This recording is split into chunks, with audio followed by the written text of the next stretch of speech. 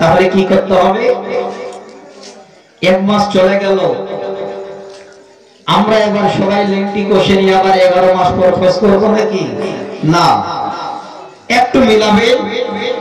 এই মাস যাওয়ার পরে যে শাওয়াল মাস আসে, কষ্ট করে 6টি রোজা করবে। এই নফল রোজাটাকে একটু চালু করে, তাহলে লাইফ টাইম রোজাদার হয়ে থাকতে পারবো। আর লাইফ টাইম যদি রোজাদার হয়ে থাকতে পারি, তাহলে স্পষ্ট ভাষায় বলছি, শুনেন ভালো করে, এর জন্য ভিআইপি একটা দরজার নাম আছে, জান্নাতের একটা গেটের নাম আছে, সেই গেটটার নাম হলো রায়হান। ওই রায়হান গেট দিয়ে এই লাইফ টাইম যারা রোজাদার, তারা আল্লাহর রাস্তায় ওই জান্নাতে প্রবেশ করবে। এবার একাধ দুটো কথা বলি, মসলা মাসাইলের কথা বলি, ভালো লাগবে। আমার মায়েরা যেহেতু আছেন, পর্দার আড়ালে আছেন, তো মায়েরাও আছেন, তাহলে শুনে রাখবেন। যে মা আমার, যে বোন আমার, আপনারা এবার রমজান মাস চলে যাওয়ার পরে শাওয়াল মাসের রোজা রাখবেন 6টি।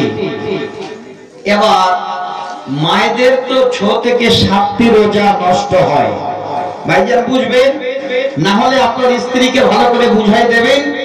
আপনার স্ত্রী যদি আসেনি, তো আপনি শুনে যান, ভালো করে বুঝিয়ে দেবেন, তাহলে জিনিসটা ক্লিয়ার হয়ে যাবে। দরকার আছে, প্রয়োজন আছে আমাদের এই জিনিসগুলো মানে জানা।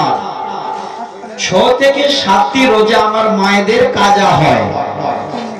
মায়েরা টেনশনে পড়ে, কাজা রোজাটা আগে করব না এই নফল 6টি শাওয়াল মাসের রোজা করব? দুইটি মত, ইমাম হাজার আসকালানি আর ইবনে বাস ওনারা বলেছে যে আগে ফরজ রোজা করতে হবে, তারপরে নফল।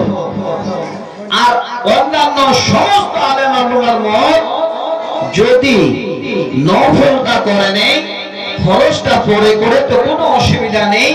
আরো এই কাজা রোজা শোধ করার জন্য 11টি মাস বাকি থাকছে। তাহলে কি বুঝতে পারা গেল? এই 6টি রোজা শাওয়াল মাসেই রাখতে হবে। শাওয়াল মাস যদি পার হয়ে যায়, এই রোজার ফজিলত আর পাওয়া যাবে না।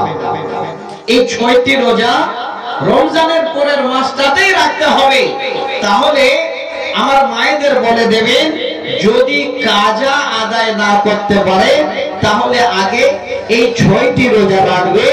তারপরে আরো যে মানে 11-10টি মাস থাকলো, ওই 10টি মাসের মধ্যে যে কোনো টাইমে ওই কাজা রোজাটা তারা পূরণ করে দেবে। বাস, এবার আর কোনো সমস্যা থাকলো না। এবার কোন মা বোন যদি মনে করে যে আল্লাহ আমাকে এই রকমের ঈমানি জজবা দিয়েছেন, আল্লাহ পাক আমাকে রোজা করার শক্তি দিয়েছেন, আমি সুখে আছি আল্লাহর শুকরিয়া আদায় করার জন্য, এক মাসে আমি আমার কাজাও আদায় করব আর শাওয়াল মাসেরও রোজা রাখবো, তাহলে এবার যেদিন ঈদ হলো তার পরের দিন থেকে কাজা রোজা পূরণ করে দিক। এবার শাওয়াল মাসের শেষের দিকে 6টা পূরণ করে দিক, তারপরেও যেন হয়ে গেল। তো আমি বলতে চাইলাম, আমরা একটু লাইফ টাইম রোজাদার হই। একটা মাস চলে যাওয়ার পরে আমার যেন আমরা সবাই ভুলে না যাই, আল্লাহর ওয়াস্তে যেন তার পরের মাসের 6টা রোজা করি। আমি গ্রামের যুবকদের বলবো, হে যুবক বন্ধু, এই জন্য এই নফল ইবাদতটার কথা বলছি। এই নফল ইবাদত যদি আমরা ছেড়ে দিই, গুনাহ নেই, করতে গেলে লাভ আছে। কেন লাভ? একটা হাদিস শোনাচ্ছি, আমি আসছি, আমি তো সুর করে বক্তব্য রাখি, জানেন আপনারা। প্রথমে কাজটা মাসলা মাসাইল এই জন্য বলছি, আমাদের জানা দরকার। এবার কিয়ামতের দিনে যেদিন আমাদের হিসাব নিকাশ হবে, দেখা গেল হিসাব নিকাশে গিয়ে এবার ফরজ রোজাতে গিয়ে কিছু গলতি হয়ে গেছে। এবার আমরা কিছু নেকির জন্য সঠিক জায়গায় পৌঁছাতে পারি না। শুনেন ভালো করে, আল্লাহ বলবেন ফেরেশতা বান্দাদের, আমার বান্দা বান্দীদের রেজিস্টার খোলো, আমার বান্দা বান্দীদের তোমরা রেজিস্টার দেখো, তারা অতিরিক্ত নফল রোজা, নফল ইবাদত করেছে কিনা। আল্লাহর নবী বলেন, সেদিন কিয়ামতের দিনে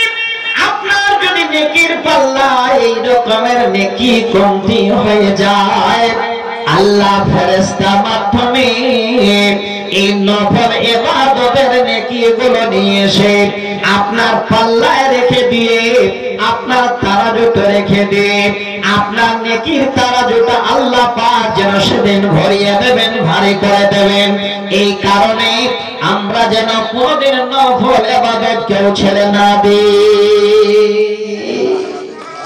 একটু ধরবেন, যেমন এই মাসটাকে আনন্দ করছে, পরের মাসটা সবাই মিলে উদ্যোগ নেন যে আমরা এই 6টি নফল রোজা রাখবো, তাহলে আমরা লাইফ টাইম রোজাদার হয়ে যাব। এত ফজিলত আছে। আর একটা বুখারীর হাদিস শোনাচ্ছি, আল্লাহ রাসূল বলেন, মান সামা ইয়াওমান, কোন আল্লাহর বান্দা যদি ফি সাবিলিল্লাহ আল্লাহর রাস্তায় একটা রোজা রাখে, বা'দাল্লাহু ওয়ালাহু আনিন নার 70 খরিফান মিনান নার খরিফা। আল্লাহ রাসূল বলেন একটা রোজা রাখার কারণে